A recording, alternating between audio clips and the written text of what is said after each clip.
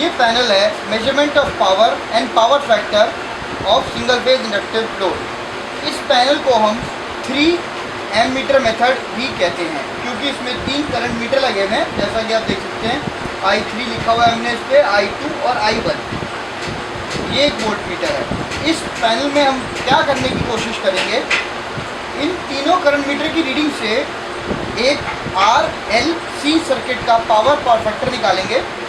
R और L के circuit की हम R और L सर्किट को पहले पैरेलल में लेके हम पावर फैक्टर देखेंगे। उसके बाद इस कैपेसिटिव लोड को ऑन करके देखेंगे कि उससे पावर फैक्टर कितना इम्प्रूव हो रहा है। सबसे पहले मैं आपको इसके बारे में मोटा मोटा समझाता हूँ कि आपको इसमें क्या क्या होना चाहिए पैनल के अंदर ये एक्सपेरिमेंट करने के लिए। सबसे पहले ये एक डबल पोल की MCB है। ये मेंस को इस वेरिएक के इनपुट में देने के लिए है। ये ओवरकरंट प्रोटेक्शन भी प्रोवाइड करती है। ये एक वोल्ट मीटर है 300 वोल्ट AC का। ये वोल्ट मीटर जो है वो इस वेरिएक की AC को दिखाने के लिए है कि यहाँ पे हम जो वोल्टेज सेट कर रहे हैं वो कितनी है। अभी हम वोल्टेज मेजर करने के लिए इसका रेलेवेंस नहीं है, बट हमें इस वोल्टेज को इनपुट को वेरी करना होगा, उसके लिए हमें वोल्ट मीटर चाहिए। ये जो दूसरा करंट मीटर है, ये करंट मीटर है I3। इस I3 करंट के अंदर जो है हमारा रेजिस्टिव, ये जो ये लगा हुआ है, इसके अंदर हमारा जो है उसका करंट आएगा, इंडक्टिव लोड का करंट ये दिखाएगा। उसके बाद ये वाला जो करंट मीटर है I2, ये वाला करंट मीटर लगा हुआ है हमारे, ये वाला इसकी वाली लेग देखिए, ये वाला लगा हुआ है हमारे रेजिस्टिव लोड के लिए। तो ये इस रियोस्टैट का, इस वाली रियोस्टैट का ये करंट दिखाएगा। कैपेसिटिव लोड इसके अंदर लगा हुआ है, वो जुड़ा हुआ है हमारे इंडक्टिव लोड के पैरेलल में। उसके लिए हमने सेपरेट मीटर नहीं लगा रखा। इसका मतलब है ये जो मीटर है ये inductive load plus capacitive load दोनों की रीडिंग यही दिखाएगा। अब ये 3 स्विचेस हैं। इन 3 स्विचेस के ये जो इनपुट्स हैं, ये इनपुट हैं जो आप मीटर से ले रहे हैं। जब आप स्विच को ऑन करेंगे तब ये इंडक्टिव लोड सर्किट में आएगा, नहीं तो नहीं आएगा। उसी तरीके से ये कैपेसिटिव लोड का है और ये रेजिस्टिव लोड के इनपुट्स हैं। अब मैं आपको वायरिंग समझाता हूँ। इसकी जो हमें वायरिंग करनी है वो कुछ इस तरीके से है।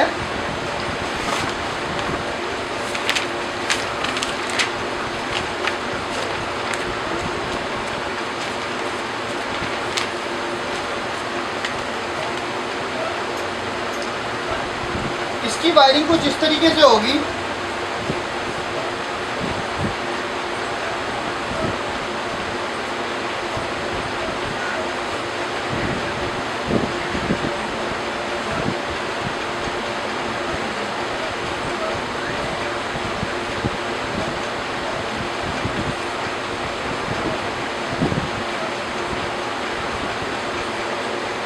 ये इसका वायरिंग डायग्राम है।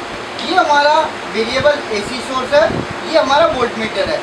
इसका प्लस और न्यूट्रल वोल्ट मीटर में चला गया। उसके बाद इसके लाइन, ये जो करंट मीटर है, ये A3 करंट मीटर, इसकी रेंज है 10 एम्पियर,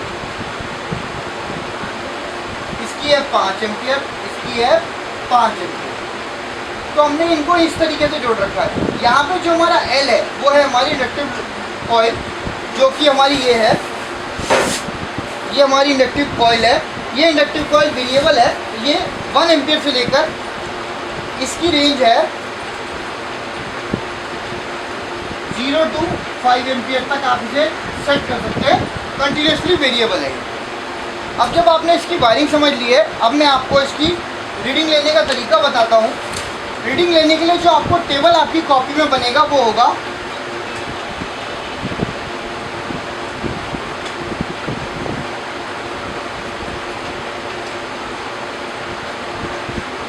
ये टेबल बनेगा आपकी कॉपी में। इन तीनों पैरामीटर्स को लेके हम फिर कैलकुलेशन करेंगे। तो सबसे पहले हम इसको पैनल को ऑन करते हैं। रियोस्टेट से आपको हमेशा ध्यान रखना है कि जो आपका रियोस्टेट है वो हमेशा 300 ओम 1 एम्पियर का होना चाहिए और वो 290 ओम्स पे सेट होना चाहिए। 270 से 280 ओम, ताकि जो आपका करंट है वो कभी भी 1 एम्पियर से ना जाए, से ऊपर ना जाए। क्योंकि आप देख सकते हैं ये जो रियोस्टेट है ये 300 ओम 1 एम्पियर का है। इसीलिए इलेक्ट्रिकल में हमेशा हमें आइटम्स की करंट रेटिंग के ऊपर ध्यान देना चाहिए कि हम उनकी करंट रेटिंग की लिमिट के अंदर ही काम करें। अब मैं पैनल को ऑन करता हूँ। सबसे पहले ध्यान रखिए कि आपका करंट मीटर 0, फिर धीरे से आप पैनल को ऑन कीजिए, धीरे धीरे अपना करंट बढ़ाइए।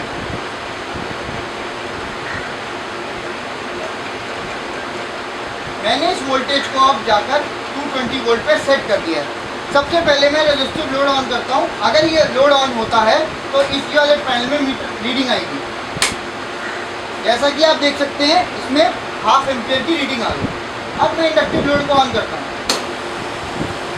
आपने नोटिस किया होगा कि इंडक्टिव लोड को ऑन करते ही एक हमिंग साउंड आएगी। ये हमिंग साउंड का मतलब होता है कि आपका इंडक्टिव लोड चल रहा है। मैं इस इंडक्टिव लोड को मूव कर रहा हूँ क्योंकि मुझे जो करंट है 220 वोल्ट पे इसको अराउंड 2 एम्पियर तक लेके जाना है। अब मैं 2 एम्पियर पे ले गया हूँ। अब मैं इन तीनों मीटर की रीडिंग्स को नोट कर दूंगा। जो मेरा I1 है उसकी रीडिंग है 1.9, I2 है उसकी रीडिंग है 0.5 और I3 है इसकी रीडिंग है 2.10।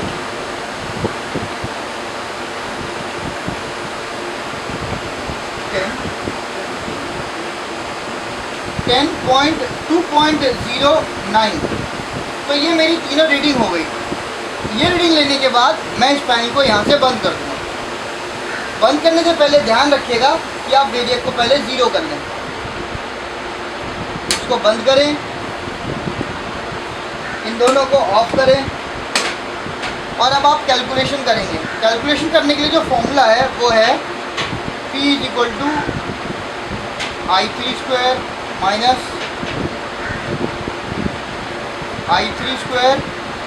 I1² minus I2² divide by 2 × I1 × I2। मैं कैलकुलेट करके दिखाता हूँ आपको।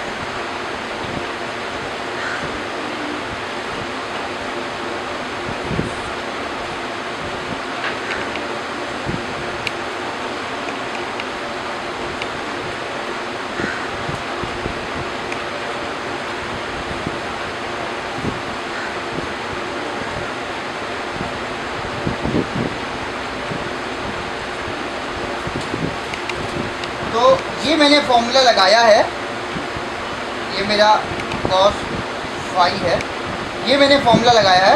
इससे मेरी phi की रीडिंग आ गई है 0.26। अब ये मेरी cos phi की वैल्यू है। अब पावर फैक्टर निकालने के लिए मैं cos _इनवर्स 0.26 करूँगा। इससे मेरी रीडिंग आ जाएगी 74 डिग्री।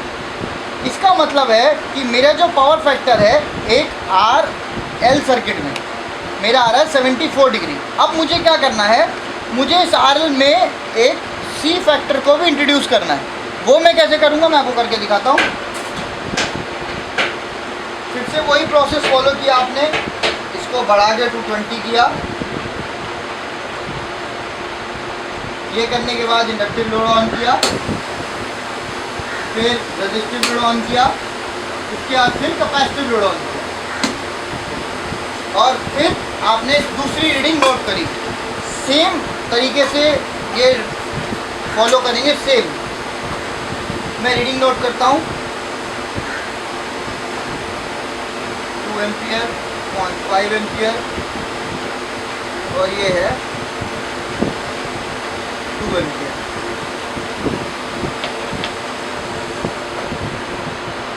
मैंने रीडिंग नोट कर ली है, अब मैं इसको कैलकुलेट करूँगा।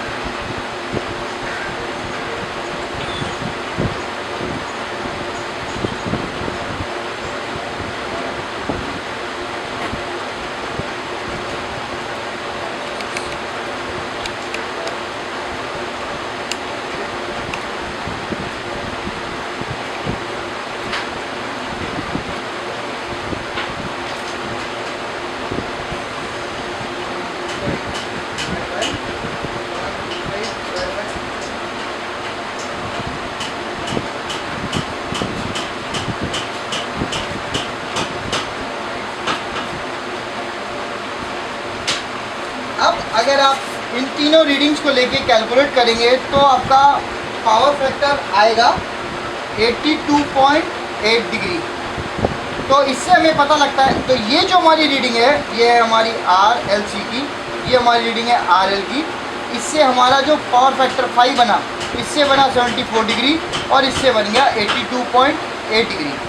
तो इस चीज़ को देखने से पता लगता है कि हमारे पावर फैक्टर में जो है इम्प्रूवमेंट हो गई है बाय इंट्रोड्यूसिंग ए कैपेसिटर। तो ये है फुल वर्किंग एक पैनल की, जो कि study and measurement of inductive load using power and power factor.